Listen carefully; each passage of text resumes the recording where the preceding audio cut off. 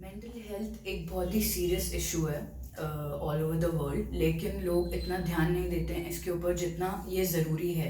जितनी इसके ऊपर ध्यान देना, इसके बारे में कुछ करना, सही इंसान को कंसल्ट करना, उतना लोग इस पे ध्यान नहीं देते हैं। तो आज हम लोग डॉक्टर शराज जो कंसल्टेंट और साइकियाट्रिस्ट हैं उनसे बात करेंगे अबाउट मेंटल हेल्थ।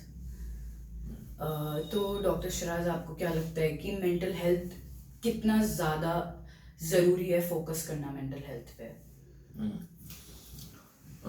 देखिए, जैसे किसी और एस्पेक्ट ऑफ हेल्थ पे ज़रूरी है, जो कि फिज़िकल हेल्थ है हमारी। जैसे कोई हेडेक है, स्टमक एक है, बॉडी एक है, या कोई डायबिटीज़, कोई भी फिज़िकल हेल्थ बेसिकली उस पे ज़रूरी है, वैसे ही ज़रूरी है मेंटल हेल्थ पे। अगर आपकी मेंटल हेल्थ अच्छी है तो ना कि आपकी ओवरऑल रोज़मर्रा की ज़िंदगी में फंक्शनिंग अच्छी होगी, आप अच्छे से काम कर पाएंगे, but at the same time performance भी आपकी बेहतर रहेगी और क्वालिटी ऑफ लाइफ आप जो जीते हैं उसमें भी इम्प्रूवमेंट आएगा। तो who is the right person to go to जब आपको कोई मेंटल हेल्थ इशू है? तो आप कैसे डिसाइड करेगा कोई इंसान किसी चीज़ के थ्रू जाते हुए कि मुझे किसको कंसल्ट करना चाहिए? साइकियाट्रिस्ट? मतलब आपको क्या लगता है किस तरीके से इंसान अपने आप पे डिसाइड करे कि हु टू कंसल्ट? देखिए, पहली बात तो ये है कि यही जानना कि आपके साथ कोई परेशानी है, ये अपने आप में एक इम्पॉर्टेंट चीज़ है। दूसरी बात, कहाँ जाना, ये एक दूसरा सवाल है। तो कब आपके साथ परेशानी है, बहुत कॉमन चीज़ें हैं जो लोग रेगुलर एक्सपीरियंस करते हैं, सफ़र करते हैं। जैसे उदासी है, घबराहट है, बेचैनी है, नींद नहीं आ रही है, मन नहीं लग रहा, आवाज़ें सुनाई दे रही हैं, या बार बार एक ही चीज़ को आप रिपीट करे जा रहे हैं। आपको मालूम है आप गलत कर रहे हैं लेकिन फिर भी रिपीट कर रहे हैं उसको। जब आपको ये, और ये बहुत कॉमन चीज़ें हैं, और सिर्फ यही चीज़ें नहीं हैं। जब आपको इस तरीके की परेशानी हो तो instead of going to physician जो कि फिज़िकल हेल्थ में डील करते हैं, आपको आइडियली एक मेंटल हेल्थ स्पेशलिस्ट के पास जाना चाहिए।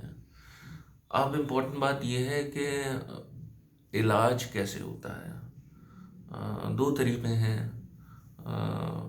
मेंटल हेल्थ स्पेशलिस्ट बहुत सारे लोग होते हैं, साइकोथेरेपिस्ट भी हैं, और साइकियाट्रिस्ट भी हैं। दोनों एक साथ बेसिकली फंक्शन करते हैं।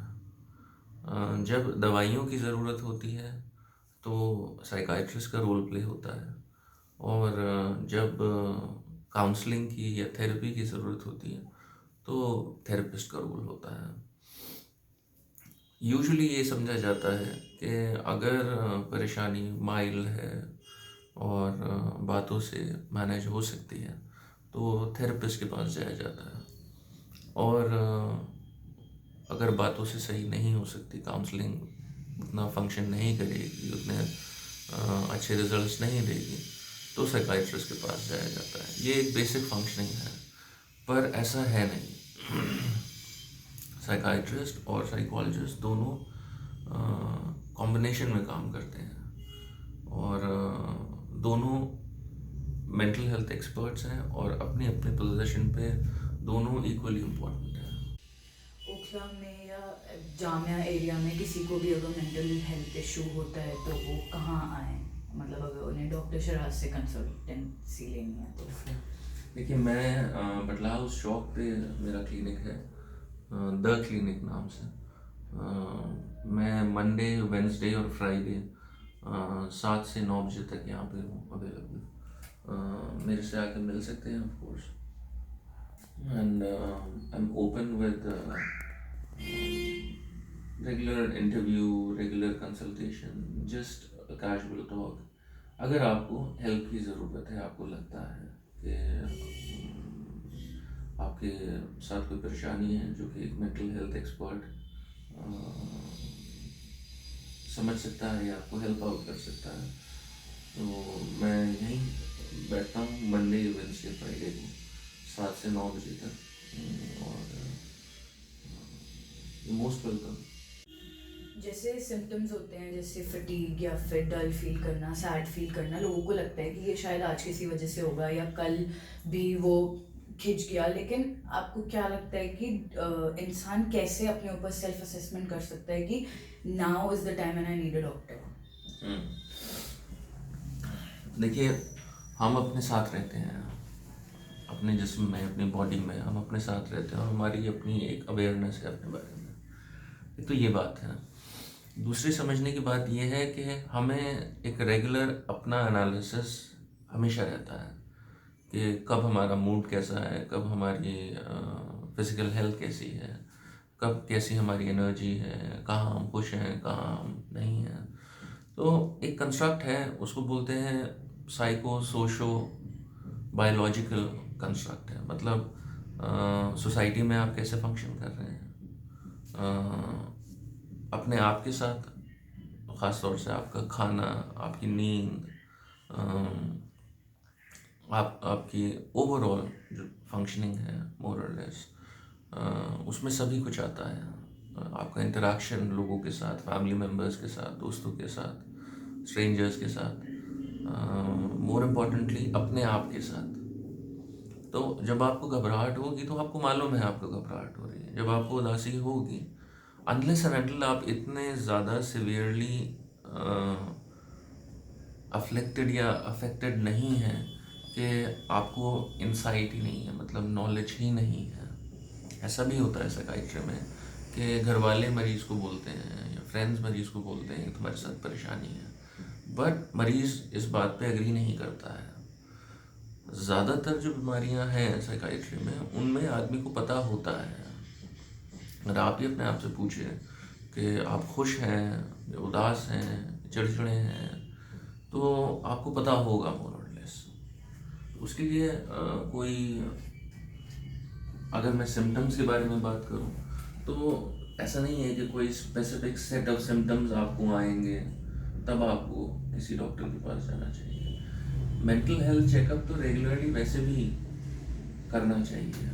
जैसे हम एक रेगुलर रूटीन ब्लड वर्कअप करते हैं, या फिर रेगुलर रूटीन डॉक्टर के पास जाते हैं अपना फिजिकल एग्जामिनेशन कराने के लिए, जस्ट टू फाइंड आउट कि कोई परेशानी है हमारे साथ या नहीं है। ऐसे एक मेंटल हेल्थ वर्कअप होना चाहिए। हमारे समाज में ये चीज़ नहीं है, बाहर की कंट्रीज़ में है ये बातें। तो कोई सेट ऑफ सिम्टम्स नहीं है।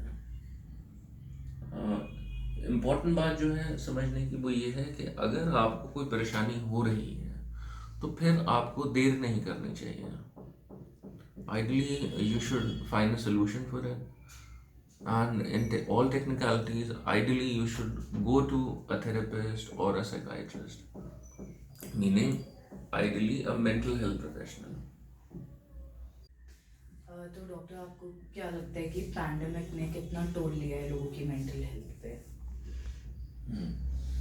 देखिए, पैंडेमिक एक ऐसा फिनोमेनन है जो कि हमारी अपनी लाइफ में जो भी लोग इस टाइम पे जी रहे हैं,